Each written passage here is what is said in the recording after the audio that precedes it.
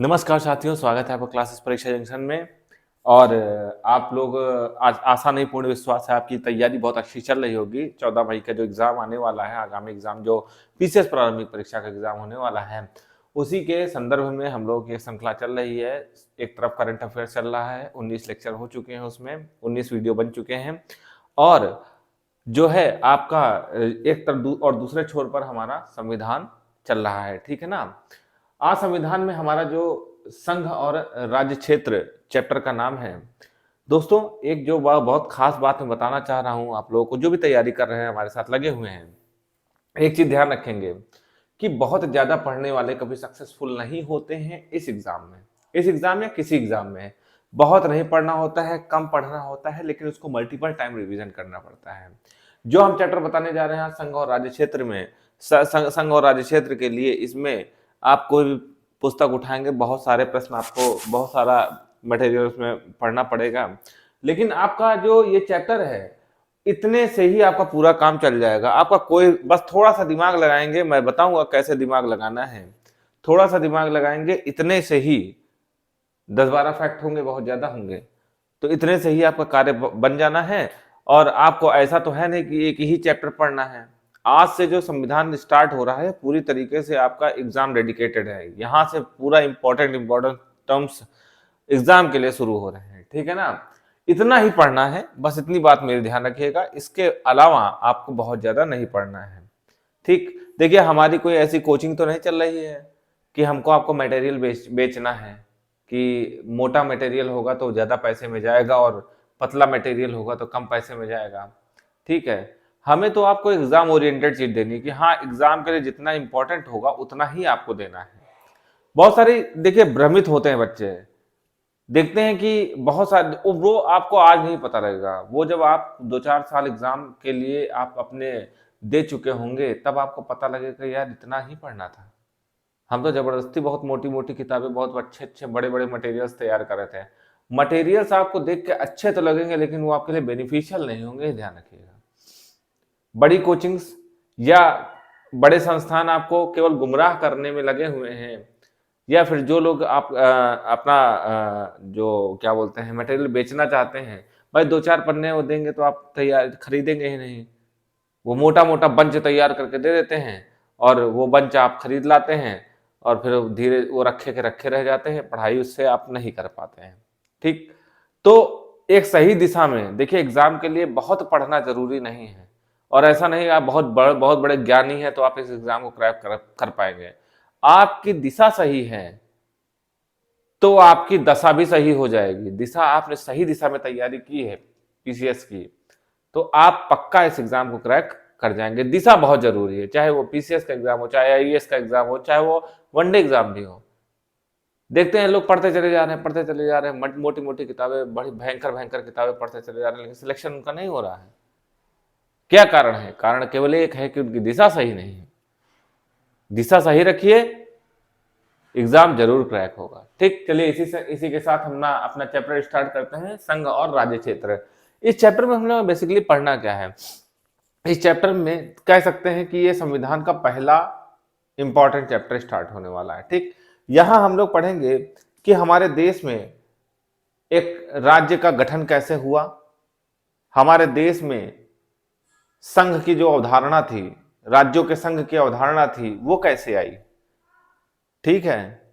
और जो सबसे इंपॉर्टेंट प्रश्न बनता है कि कौन से राज्यों का गठन किस क्रम में हुआ, ये बहुत बार एग्जाम में पूछा गया। और यही एग्जाम में इस चैप्टर से यही एग्जाम में पूछा जाता है कि 10-12 राज्य हैं जिनका पुनर्गठन हुआ है, जिनका गठन हुआ है, तो वो किस क्रम में बने हैं। आपसे कूट में पूछ लिया जाता है, या आपसे क्रोनोलॉजिकल ऑर्डर में पूछ लिया जाता है कि किस राज्य का क्रम किस हिसाब से हुआ है, ठीक।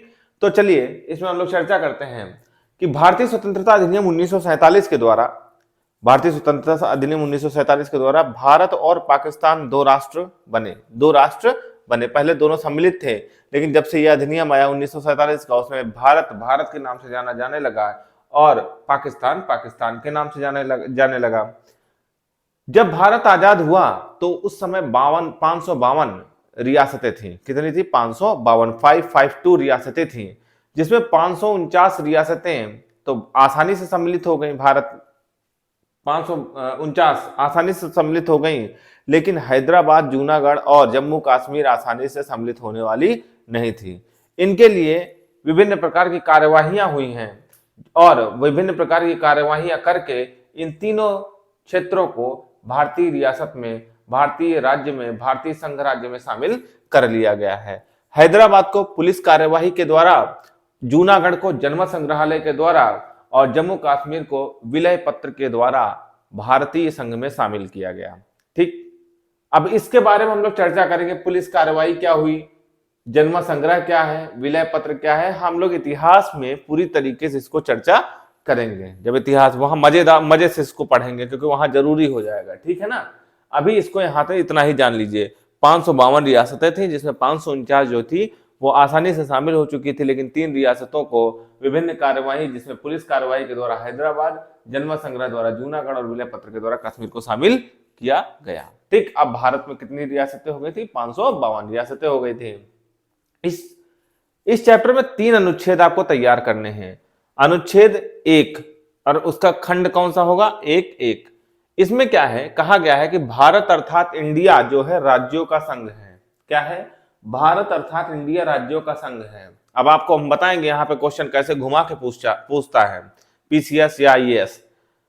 भारत जो है ना, अपना भारत देश है, वो ऐसे संघ नहीं, किस चीज का संघ है? छोटे छोटे राज्य, बड़े बड़े राज्य मिलकर एक संघ बनाए हैं, उनको ऐड किया गया है, जोड़ा गया है और मिलकर लास्ट में क्या बन गया है? एक देश बन गया जिसको भारत कहते हैं। यानी भारत क्या है? छोटे छोटे राज्यों का एक संघ है। भारत क्या है? छोटे छोटे राज्यों का, छोटे बड़े राज्यों का संघ है। ठीक, भारत अर्थात इंडिया। अब आपसे पूछा जाएगा कि भारतीय संविधान में भारत को किन नामों से उल्लिखित किया गया है? भारत और इंडिया नाम से, भारत और इंडिया नाम से। ठीक है, भारत अर्थात इंडिया राज्यों का संघ है, अनुच्छेद 1(1) में लिखा हुआ है। ठीक, अनुच्छेद 2 में क्या लिखा हुआ है? अनुच्छेद 2 में लिखा हुआ है कि भारतीय संघ में यदि नए राज्यों का प्रवेश करना है, भारतीय संघ में यानी भारत में किसी नए राज्य का प्रवेश करना है या स्थापना करनी है, तो उसकी शक्ति किसके पास होगी? क्या कोई मुख्यमंत्री उसको कर सकता है? क्या कोई प्रधानमंत्री कर सकता है? नहीं। कौन करेगा? संसद करेगा। मान लीजिए भारत है, भारत में एक नया राज्य, कोई संघ, अभी तो जैसे 28 राज्य हैं, 28 राज्य और 8 संघ शासित राज्य हैं। मान लीजिए कोई 29वां राज्य भारत के अंदर लाना है, भारतीय संघ के अंदर लाना है, तो किसके पास पावर है? संसद के पास पावर है। संसद के पास ही पावर है। ये किस में वर्णित है? अनुच्छेद 2 में। ठीक, अब क्या है? तीसरा, देखिए इन दोनों में बहुत कम डिफरेंस है, लेकिन फिर भी डिफरेंस है, अंतर है। नए राज्यों का निर्माण, अगर नए राज्य का निर्माण करना है या फिर वर्तमान राज्य के क्षेत्रों, जैसे मान लीजिए उत्तर प्रदेश राज्य है, तो उत्तर प्रदेश राज्य के क्षेत्र का परिवर्तन करना, मान लीजिए बिहार का छोटा सा टुकड़ा जो है उत्तर प्रदेश में शामिल करना है। ठीक है, सीमाओं या नामों में परिवर्तन, मान लीजिए सीमा में जो क्या बोलते हैं, उत्तर प्रदेश के राज्य की सीमा जो है उसमें परिवर्तन करना है, या उत्तर प्रदेश का नाम परिवर्तित करना है। ठीक, तो उसमें शक्ति किसकी होगी? उसमें संसद की शक्ति होगी। किसकी शक्ति होगी? संसद की। तो यानी कुल मिला के नए राज्य की निर्माण की अवधारणा हो, स्थापना की अवधारणा हो, या फिर किसी राज्य के क्षेत्र में परिवर्तन करना हो, उसकी सीमा में परिवर्तन करना हो, उसके नाम में परिवर्तन करना हो, तो उन सब में शक्ति किसकी शक्ति है? किसको शक्ति दी गई है? संसद को शक्ति दी गई है। और जो सबसे इंपॉर्टेंट है, जो कि इंपॉर्टेंट एग्जाम के लिहाज से भी है, क्या राज्यों की सहमति आवश्यक है इन कार्यों को करने के लिए? तो आपका आंसर होगा नहीं। अगर मान लीजिए एक छोटा सा उदाहरण देके बताना चाह रहे हैं आपको, मान लीजिए उत्तर प्रदेश राज्य है, उत्तर प्रदेश के नामों में परिवर्तन करना है, नाम में परिवर्तन करना है, या फिर उत्तर प्रदेश के राज्य की सीमा परिवर्तित करनी है, या क्षेत्र का विस्तार करना है, कुछ भी करना है जो कि अनुच्छेद 3 के अंतर्गत है, तो क्या उत्तर प्रदेश की गवर्नमेंट से, उत्तर प्रदेश राज्य सरकार से अनुमति की आवश्यकता संसद को लेनी पड़ेगी? तो नहीं लेनी पड़ेगी। योगी महाराज से नहीं पूछा जाएगा, या फिर समाजवादी पार्टी रही होती तो उससे भी नहीं पूछा जाता, किसी से भी नहीं पूछा जाएगा। आप लोग दिमाग में आ जाएगा, मोदी जी को योगी जी से पूछने की क्या आवश्यकता है, जो दोनों सरकारें एक जैसी, ऐसा नहीं है। सरकार चाहे किसी की भी रही हो, सरकार चाहे किसी की होगी, उससे अगर उत्तर प्रदेश का नाम परिवर्तन करना है या उत्तर प्रदेश के क्षेत्र में सीमा में किसी प्रकार का कोई परिवर्तन करना है, तो उसमें संसद को शक्ति, अपनी एकल शक्ति है, वो किसी से अनुमति लेने की आवश्यकता, किसी राज्य विशेष से अनुमति लेने की आवश्यकता उसको नहीं है। बस इतना सा ध्यान रखना। ठीक, अगली बात करते हैं। जब नए राज्यों का निर्माण किया जाए तो संसद में जो है मतलब मत पड़ते हैं, ठीक है ना। दो प्रकार के मत होते हैं, हम संसद वाले चैप्टर में पढ़ाएंगे, अभी हम ज्यादा यहां नहीं डिस्कस करेंगे। एक होता है साधारण बहुमत के द्वारा कोई चीज पास करनी हो, और एक होता है विशेष बहुमत। दो प्रकार के बहुमत होते हैं संसद में, एक साधारण बहुमत होता है और एक विशेष बहुमत होता है। एक छोटा सा एग्जांपल ले लीजिए, जैसे मान लीजिए 100 लोग हैं, 100 लोग आपके कक्षा में, आपके क्लास में 100 लोग हैं, और पूछा जाए क्लास के मॉनिटर किसको बनाया जाए, क्लास का मॉनिटर किसको बनाया जाए, तो कहा जाए हाथ उठाओ भाई, किसी का नाम ले लिया जाए कि राम को क्लास का मॉनिटर, राम और श्याम 2 लोग हैं, पूछा जाए राम को क्लास का मॉनिटर बनाया जाए अथवा नहीं, तो 50 और प्लस 1 51 लोग 51 लोगों ने हाथ उठा लिया। तो किसके पक्ष में? अब क्या श्याम के लिए बहुमत कराने की आवश्यकता, क्या श्याम के लिए मतदान कराने की आवश्यकता नहीं है, क्योंकि बहुमत किसके साथ में है, राम के साथ में 51 लोग। इसे कहते हैं साधारण बहुमत, ठीक है। और इसमें अगर थोड़ा सा क्लॉज लगा दिया जाए, कुछ विशेष चीजें इसमें निहित कर दी जाए, जिसके बारे में यहां चर्चा नहीं करेंगे। अगर हम छोटी सी बात कर दें कि आज उपस्थित जितने लोग हैं उसमें अधिकतर उसमें जितने लोग ज्यादा से ज्यादा कह दें कि राम को मॉनिटर बनाया जाए, एक क्लॉज लगा दिया। क्लॉज क्या लगा दिया? जितने लोग उपस्थित हैं, जितने लोग उपस्थित हैं। हमने ये नहीं कहा कि 100 छात्र हैं, 100 में 51 कह देंगे तो राम को मॉनिटर बनाया, हमने कहा जितने लोग उपस्थित हैं। तो एक विशेष चीज हो गई तो उसको विशेष बहुमत कहते हैं। इसके बारे में हम आगे चर्चा करेंगे संसद वाले चैप्टर में।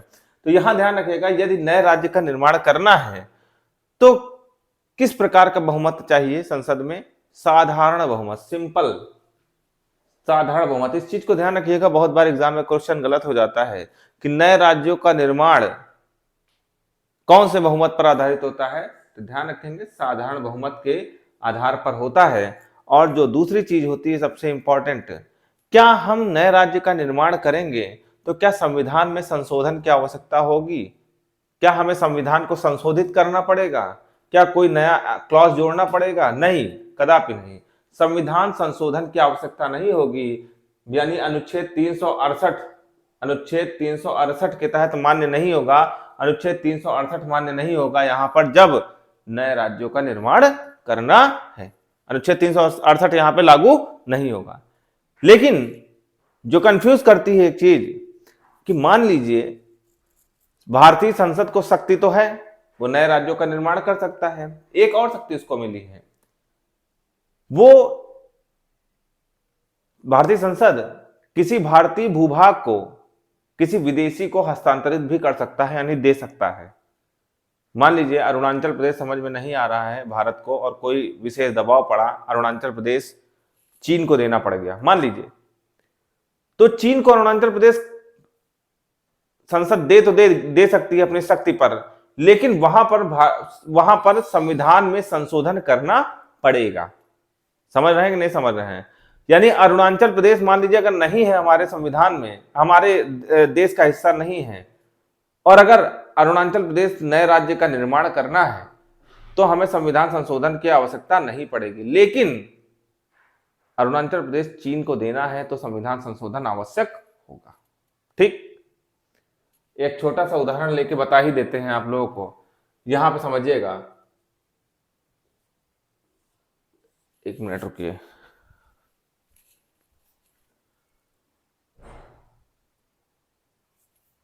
हम उत्तर प्रदेश का उदाहरण ले, ज्यादा समझ में आएगा क्योंकि आप लोग उत्तर प्रदेश के नागरिक हैं। मान लीजिए उत्तर प्रदेश मान लीजिए भारत का हिस्सा नहीं है। एक छोटा सा उदाहरण ले लीजिए, उत्तर प्रदेश मान लीजिए भारत का हिस्सा नहीं है, लेकिन संसद को लगा कि एक ऐसा प्रदेश बनाया जाए जिसका नाम उत्तर प्रदेश हो। तो क्या संविधान संशोधन की आवश्यकता होगी? नहीं, संविधान संशोधन की आवश्यकता नहीं होगी, उत्तर प्रदेश बन जाएगा। कौन बनाएगा? संसद, क्योंकि संसद का ही अधिकार है। अब मान लीजिए कि लग जाए कि उत्तर प्रदेश को उठाकर चीन को हस्तांतरित कर देना चाहिए, उत्तर प्रदेश चीन का हिस्सा होना चाहिए, संसद को मान लीजिए लग जाए, तो उत्तर प्रदेश को उठा के चीन को दे देगी संसद, लेकिन उसके लिए संविधान में संशोधन करना पड़ेगा। देने के लिए संशोधन है, लेकिन बनाने के लिए संशोधन की आवश्यकता नहीं है। जब दिया जाएगा कोई भूभाग, भारतीय भूभाग किसी देश को दिया जाएगा, तो 368 अनुच्छेद 368 वहां पर लागू होगा, और यदि बनाया जाएगा, निर्माण किया जाएगा, तो 368 की आवश्यकता नहीं पड़ेगी। चलिए, इसमें बहुत ज्यादा चर्चा हो गई, अब इतने में समझ में आ गया होगा।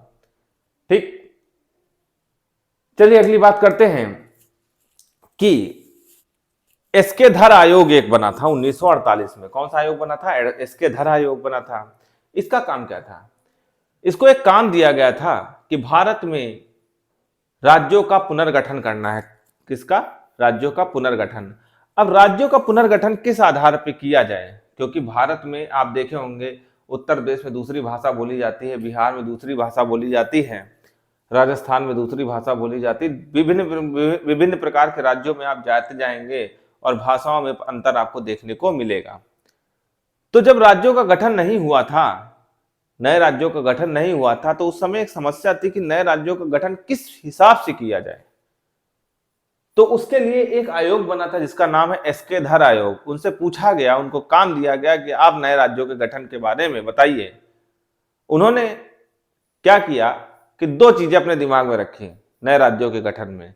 एक, प्रशासन के आधार पर नए राज्यों का गठन किया जा सकता था, या दूसरा भाषा के आधार पर, कि एक जैसे भाषा बोलने वाले को एक जगह रख के नया राज्य बना दिया जाए।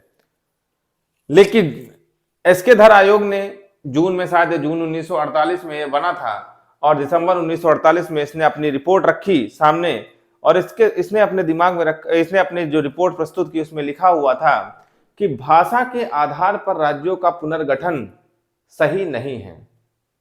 भाषा के आधार पर राज्यों का पुनर्गठन सही नहीं है। इससे देश में विभिन्नता आ जाएगी, देश में भिन्नता आ जाएगी। प्रशासनिक सुविधा के अनुसार राज्यों का पुनर्गठन होना चाहिए, इसने कहा था। फिर से एक बार समझ लीजिए कि जब एसके धर आयोग बना 1948 में, जून 1948 में बना, और दिसंबर 1948 में इसने अपनी रिपोर्ट सौंपी, तो इसने कहा कि भाषा के आधार पर राज्यों का पुनर्गठन आवश्यक नहीं है, सही नहीं है। जो राज्यों का पुनर्गठन होना चाहिए वह प्रशासनिक आधार पर, प्रशासनिक सुविधा के अनुसार होना चाहिए। ठीक, इनकी बात को माना जाए अथवा नहीं माना जाए, उस पर एक कमेटी बैठाई गई, जेवीपी कमेटी। कौन सी कमेटी थी? JVP committee. इसका पूरा मतलब क्या है?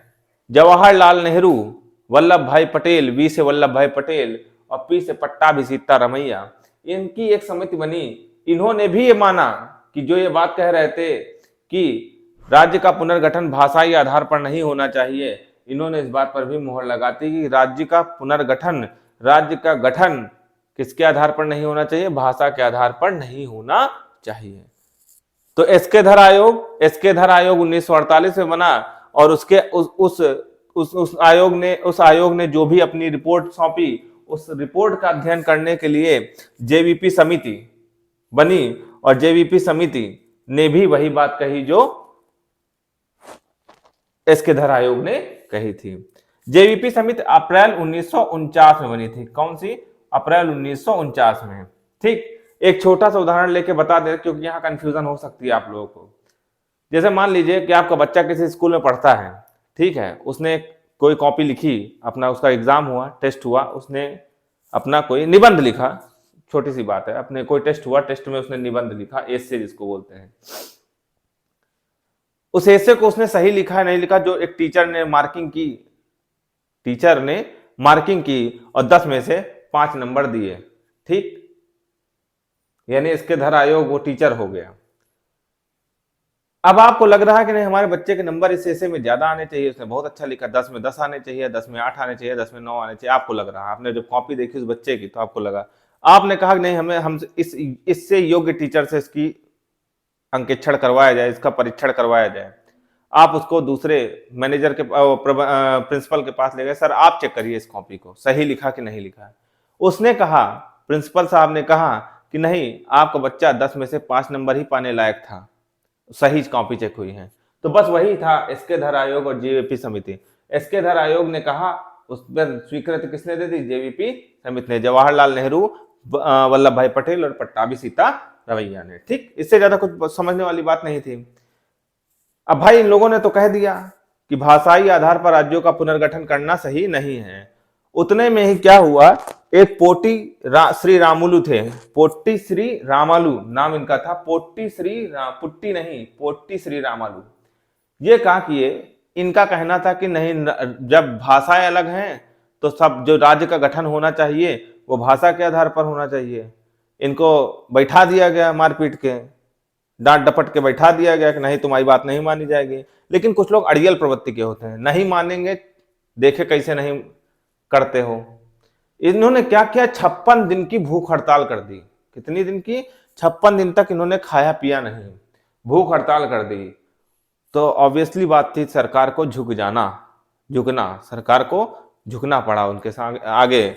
और 1953, चूंकि ये आंध्र प्रदेश से संबंधित थे, पोट्टी श्री रामालू, 56 दिन की भूख हड़ताल कर दिए तो सरकार झुक गई। और अक्टूबर 1953 में भाषाई आधार पर सबसे पहले आंध्र प्रदेश राज्य का गठन किया गया। कौन से आधार, किसके आधार पर? भाषा के आधार पर। किसके कारण किया गया था? पोट्टी श्री रामालू के। जबकि एसके धर आयोग और जेवीपी समिति ने इस चीज को खारिज कर दिया था कि ये नहीं हो सकता, लेकिन एक आदमी की भूख हड़ताल ने पूरे सरकार को हिलाकर रख दिया। ठीक, फिर आते हैं अंत में राज्य पुनर्गठन आयोग की बात करते हैं। राज्य पुनर्गठन आयोग 1953 में बना और 1956 में राज्य पुनर्गठन अधिनियम लागू किया गया। और राज्य पुनर्गठन अधिनियम लागू होने के बाद एक के बाद एक क्रमशः नए राज्यों का गठन हुआ। और आपके एग्जाम के लिहाज से ये बहुत इंपॉर्टेंट हो जाता है कि फलाना राज्य, ढिमकाना राज्य कब गठित हुआ, इसके बारे में हम लोग चर्चा करेंगे। चलिए बात करते हैं कि सबसे पहला राज्य कौन सा गठित हुआ? आंध्र प्रदेश। ठीक, अभी हम लोग बात कर ही चुके थे। आंध्र प्रदेश के बाद महाराष्ट्र का गठन हुआ। आंध्र प्रदेश के बाद महाराष्ट्र का गठन हुआ। महाराष्ट्र के बाद गुजरात आया। महाराष्ट्र के बाद कौन सा आया? गुजरात आया। गुजरात के बाद नागालैंड का गठन हुआ। नागालैंड के बाद हरियाणा का गठन हुआ। हरियाणा के बाद हिमाचल प्रदेश का गठन हुआ। हिमाचल प्रदेश के बाद मेघालय का गठन हुआ। मेघालय के बाद मणिपुर का गठन हुआ। मणिपुर के बाद त्रिपुरा का गठन हुआ। त्रिपुरा के बाद सिक्किम। सिक्किम के बाद मिजोरम। मिजोरम के बाद अरुणाचल प्रदेश। अरुणाचल प्रदेश के बाद गोवा। ठीक है ना, गोवा। और इसके बाद छत्तीसगढ़, उत्तराखंड और झारखंड का भी गठन क्रमशः हुआ।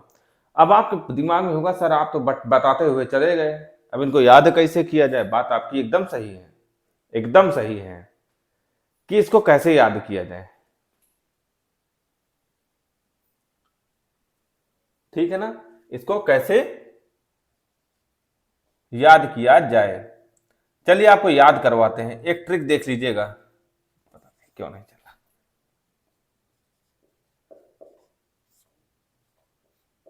आजकल ठंडी में जो है मार्कर जो है जम जाते हैं, नहीं चल पा रहे हैं। चलिए एक ट्रिक से याद रखिएगा, आम गुनाह है, आम गुनाह है मैम, तुसी गाओ मजे लो, तुसी गाओ मजे लो। ठीक है ना, आम गुनाह है मैम, तुसी गाओ और मजे लो। आम, ये ट्रिक से याद कर सकते हैं। देखिए ट्रिक आपको वहां पर जरूर लगानी पड़ेगी जहां बहुत ज्यादा कंफ्यूजन है। दिमाग तो दिमाग ही होता है ना, ऐसा तो है नहीं कि दिमाग हमारा कंप्यूटर का है और हम कुछ भी याद कर लें, कुछ भी हो जाए। तो आपको यहाँ ट्रिक जरूर, आम गुनाह है मैम।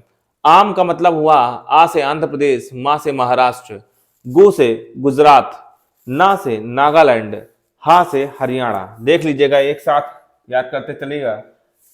है से हिमाचल प्रदेश, मे से मेघालय, मा से मणिपुर, तू से त्रिपुरा, सी से सिक्किम,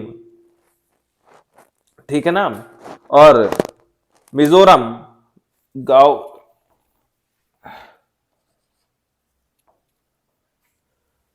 सी से सिक्किम, मजेलो से मिजोरम याद रख सकते हैं, अरुणाचल प्रदेश, और से अरुणाचल प्रदेश, और गांव से गोवा। इसके बाद और गांव, मजेलो और गांव। एक सेकंड रुकिएगा।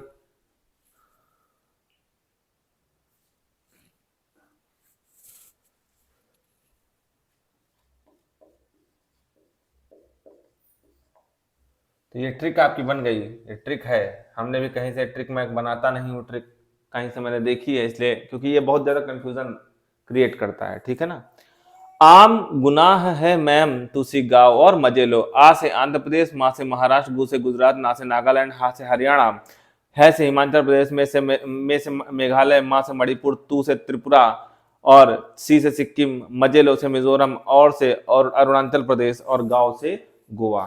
ठीक, अब हम चलते हैं, आपको बताते हैं कि यहाँ से प्रश्न कैसे आते हैं और आप अपने प्रश्न का उत्तर कैसे दे सकते हैं। इस इन सब में सबसे जो इंपॉर्टेंट है, पूरे चैप्टर में जो सबसे इंपॉर्टेंट चीज है, वो जानते क्या है? वो सबसे इंपॉर्टेंट है इन राज्यों के बनने का क्रम, इन राज्यों के बनने का क्रम। ठीक है, हम आपको एक आध प्रश्न बताते हैं कैसे कैसे प्रश्न आते हैं। ठीक,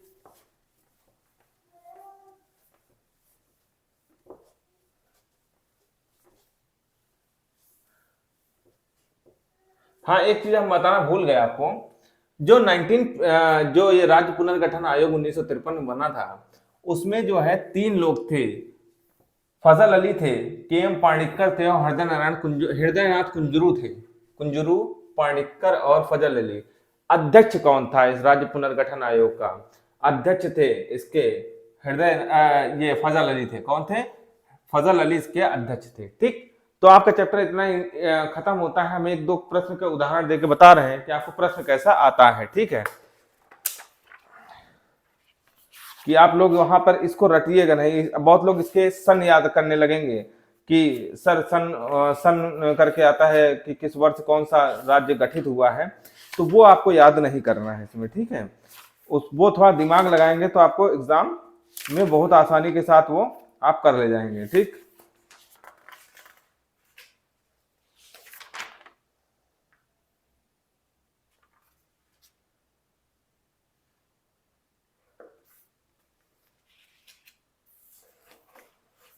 चलिए,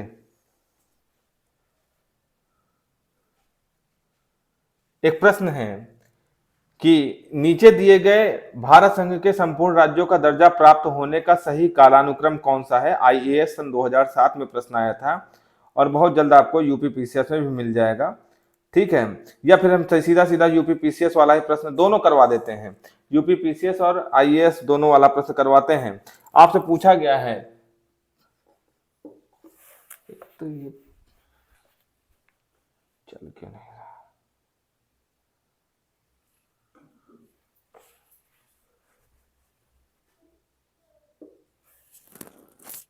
हरियाणा,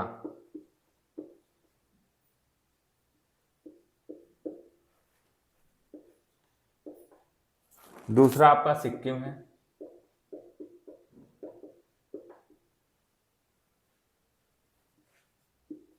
तीसरा आपका नागालैंड है। देख लीजिएगा इसको, पहला है, और चौथा है आपका मेघालय।